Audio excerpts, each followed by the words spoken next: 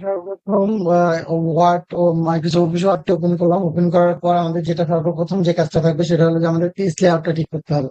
Page লেআউটের জন্য আমাদের যেতে হবে পেজ লেআউটে। পেজ লেআউটে গিয়ে এখান থেকে সাইজ থেকে আমরা এখান থেকে A4 করে দিতে পারবো, বা অন্যথায় এখান থেকে যদি আমরা মোর পেপার সাইজে ঢুকি তাহলে এখান থেকে সকল প্রকার সাইজ দেখা যাবে।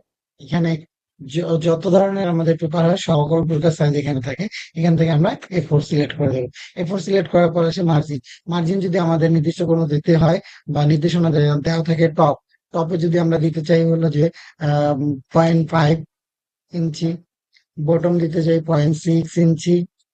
0.6 ইঞ্চি যদি যদি চাই আমরা লেফটে হবে 0.8 ইঞ্চি। তারপর হলো যে রাইটে হবে 0.4 ইঞ্চি। আচ্ছা, আমাদের এই যে এখানে মার্জিন থাকে চতুর্দিকে। আমরা জানি যে মার্জিন থাকে চারদিকে, চারদিকের মধ্যে হইলো যে যেদিকে যতটুকু প্রয়োজন আমরা সেই দিকে ততটুকু নিয়ে এখান থেকে দেন ওকে করে দেবো। বা এখানে যদি আমাদের ল্যান্ডস্কেপ বলে ল্যান্ডস্কেপ, পোর্ট্রেট বলে পোর্ট্রেট করে নিতে পারবো। আমরা যেটা আমাদের নির্দেশনা দেওয়া থাকবে সেটা আমরা করে নেবো। আমাদের নির্দেশনা পোর্ট্রেট দেওয়া আছে, আমরা করে নিলাম।